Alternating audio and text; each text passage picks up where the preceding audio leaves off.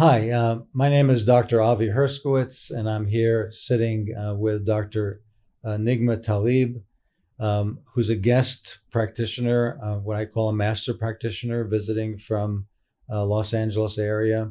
She's one of the national authorities on the largest organ of our body, namely the skin, and how it's connected in a deep and fundamental way to our gut health. But she's also come here to experience our treatments. And we've had a running dialogue now, so to speak, like a fireside chat that I invite you to join us in discussing all different forms of naturopathic and integrative medicine. So welcome, Dr. Talib. Thank you so much for having me at your most incredible clinic here in San Francisco, the Anatara clinic. It is brilliant. I'm loving it. And I'm loving the treatments. I feel amazing. And it's only been one day. Well, you've had a chance to experience some of those treatments, and you are a very healthy person, and you live that way. And so you're a great example to show, to show the public and to explain things in the way you uniquely do, which I deeply appreciate. It's the old joke about internal medicine doctors is that we think, and never do anything. So we have to not just think, we have to explain. We have to explain in a way that is coherent and understandable to the public. I think we could always learn from folks like you who are now influencers on the internet and have a large following of folks that are not just following you for beauty, but they're following you as a naturopathic doctor, understanding that, yeah, I want to look awesome. And I need some local treatments for that, but I really need to do it from the inside out. But you did get COVID, I think, and you weren't quite right afterwards. So describe that to us and tell us what you've been doing about it. Yeah, I mean, I managed to stay COVID-free up until June of 2022. I finally got it, and there was a patient with COVID, and I know where I got it from. And I felt that the virus itself wasn't terrible. It just felt like a cold, but it was a lingering, effect. I'm 50 now. And so I know that it really messed with my hormones. It messed with my blood sugar. It just made me feel like, horrible. Brain fog, my digestion acted up. Not that bad. My digestion wasn't as bad, but everything was firing on all four cylinders in a bad way in terms of an inflammation. I wasn't feeling my optimal self. Right. And I, obviously did all the IVs, the ozones, I did them myself because I have no one to go to in Los Angeles. So doctor, treat thyself.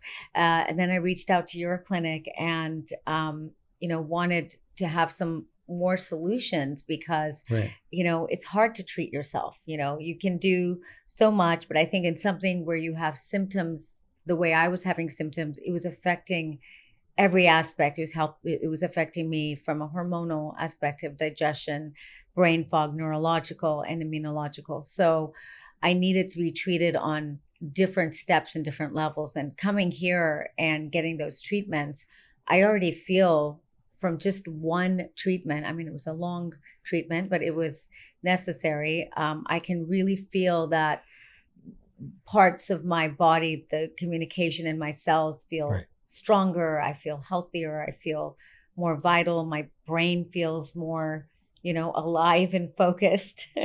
And, I literally feel like how I felt when I was in my 20s. I'm not kidding you. I feel so much better. That's awesome. Well, so what is the sort of strategy? The strategy is that the virus is a stressor and it affects us in a way that's multidimensional because it works through that receptor that works on so many different pathways. So immunologic, neurologic, GI, hormonal, coagulation, all are somewhat governed in some way or another by the ACE2 receptor. So all of them can be off, and you are living a super healthy life and you're taking supplements. Mm-hmm. So it still hits people hard. It's not fun. I had it back in, I think, June and had some residual cough afterwards, but it's not fun. But, you have to learn from that experience. So then you say, well, listen, it's going to go away. It's going to go away. I'll be better next week. And some people, actually do. They feel, but they're never quite right. And the reason is it resets your normal downward. Right. Now, if you keep it like that and you accept it, then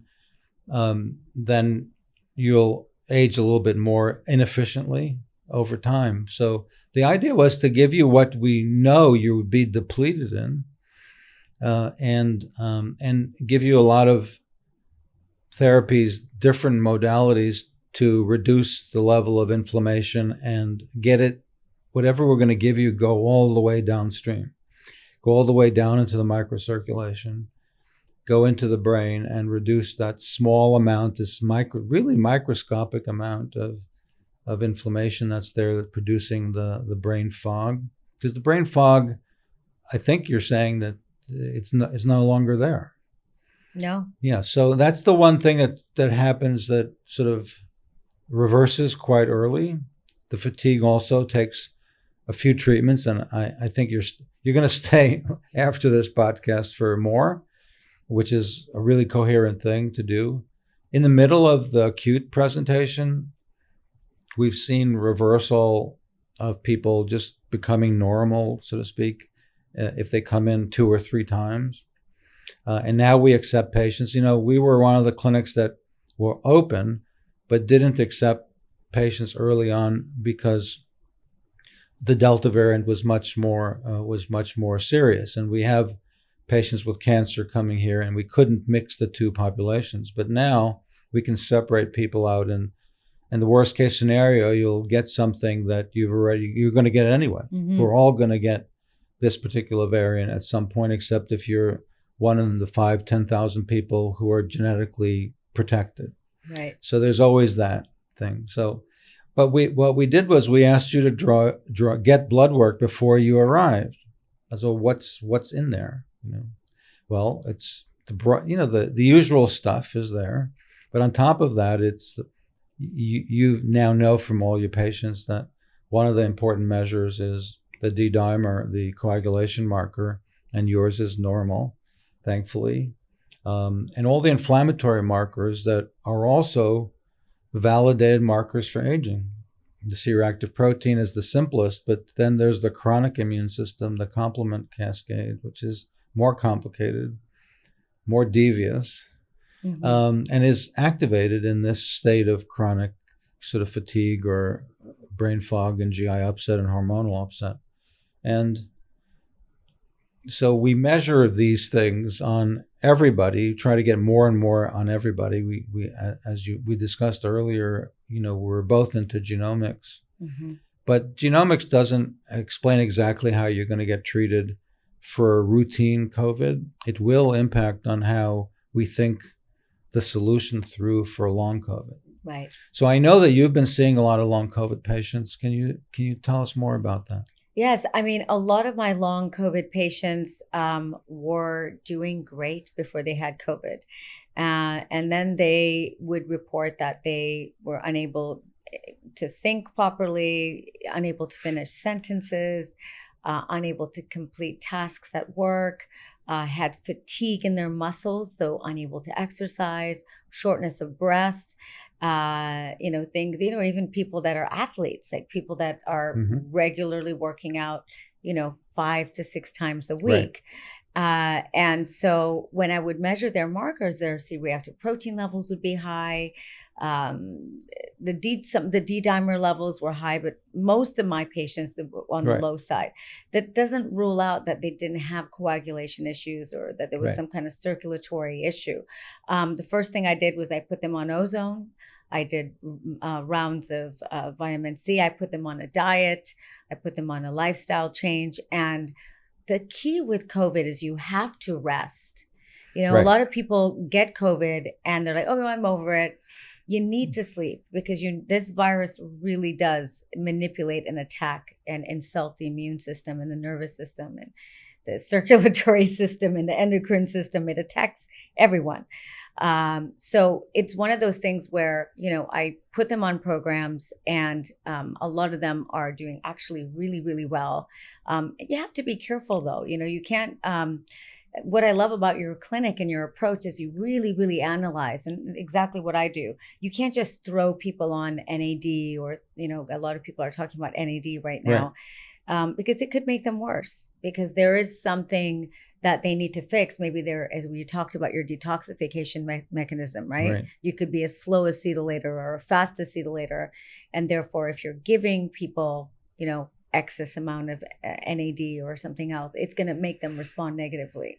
So, that's what I love about working with you, is that, you're individualizing, the treatment plan.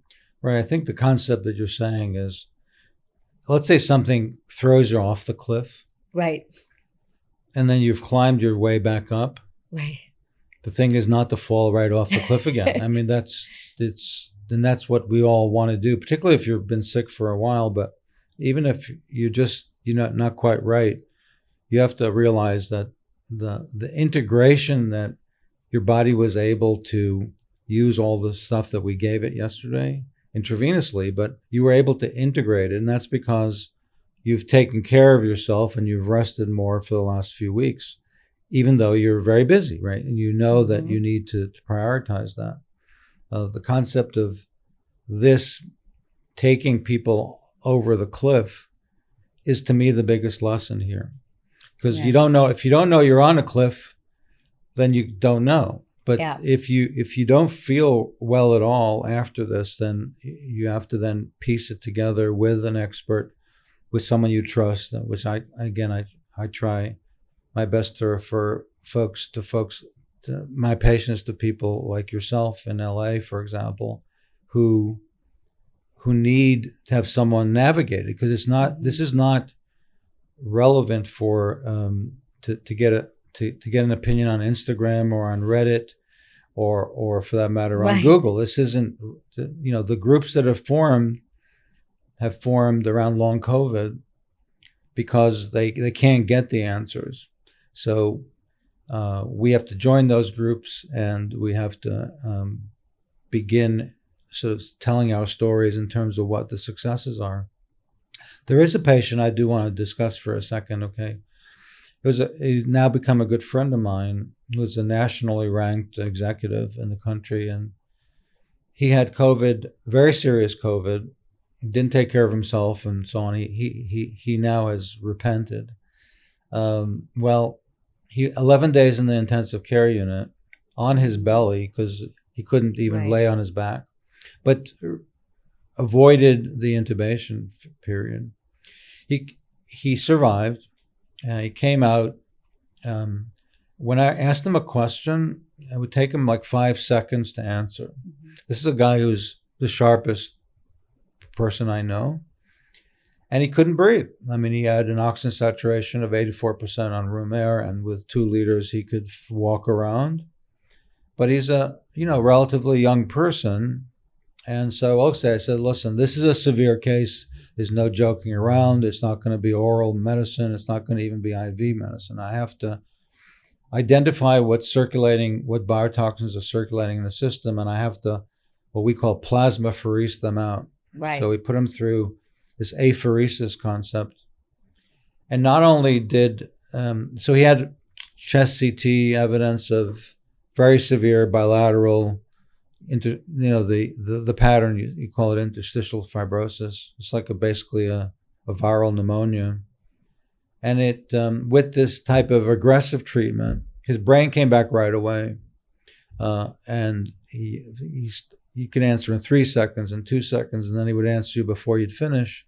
That was good. But the breathing, which requires almost a new architecture, but not permanent, because we got to him within 6 weeks of the original event, and we reversed the pulmonary damage with this sort of approach. But he had to change his lifestyle. He had to rest a lot more. He didn't go back to work right away. And we got that study published in the New England Journal of Medicine. Wow. as a point in case that to teach the lesson, and the lesson is, if you can interfere with an organ system that's being damaged by inflammation, and you could interrupt that process early before Mhm. the collagen is laid down, the permanent, what we know the term is fibrosis, is laid down, you have a chance. Mhm. And he's now has normal pulmonary functions, normal CT scans, and that was the nature of the publication. We don't expect to publish in the New England Journal very often, but and the apheresis part is fundamental. But yesterday, you had plasmapheresis not because you needed it, but it was the fastest way to talk to your system on a whole body system level, and we had a fairly good idea that you were healthy enough to handle it. Right. The worst that can happen to you is you may feel a little fatigue, Mhm. but the folks that have long COVID, almost all of them can benefit from this type of plasma filtration. Can you explain that yeah, a little so- bit more for those that, I mean, it'd be interesting to hear from you how it actually works. Well, we're going to have a meeting about it for a whole day in Las Vegas on November 10th. It's called EBOO, EBOO. EBOO is getting your blood out, extracorporeal blood, oxygenation, and ozonation. So ozone in the blood, but in continuous fashion, low concentrations. Low is better than high sometimes, and low and slow is Okay. methodical. It just gets a high amount of ozone in your system, but that is reparative on its own. But if you have a high level of toxins in your body, or what we call signaling molecules that are pro-inflammatory, they're negative on the repair side. They tend to keep your detox pathways busy with stuff that isn't reparative. Mm-hmm. One of my mentors taught me that you can't repair and detoxify at the same time, and that's profound. I mean, unless you get the stuff underneath a certain level, you can't repair at night. You're just going to fix what you did yesterday. You've got to clear it out first. So there's a filter, a specialized filter that was developed by our naturopathic doctor here that you know quite well as a good friend. And so we've layered that filter onto the EBOO device. Now, EBOO itself has its own device, but this one is more selective for inflammatory proteins and more selective, I believe, we haven't proven it yet, but more selective for heavy metals and stuff that's, again, diverging our ability to focus and to contain and to manage and to balance the response that we have to some toxin. In this case, it was the spike protein. Incredible. If, for example, I have mold toxicity. Right. And I mean, and we know that about 50% of the American public potentially have mold toxicity. Is this something, that if you are constantly being exposed, say you're being treated for the mold toxicity, and then you're exposed again, are you more resilient to that mold toxicity again, or do you get re-exposed and you have to start all over again? Okay, that's a very good point. That's somewhat mediated by genetic predispositions. Yeah. So there's a panel of HLA related lab blood work that you get if you're genetically susceptible to either mold or Lyme. But in this case, we're talking about mold. Then we have a way of you will get re-exposed and re-toxified.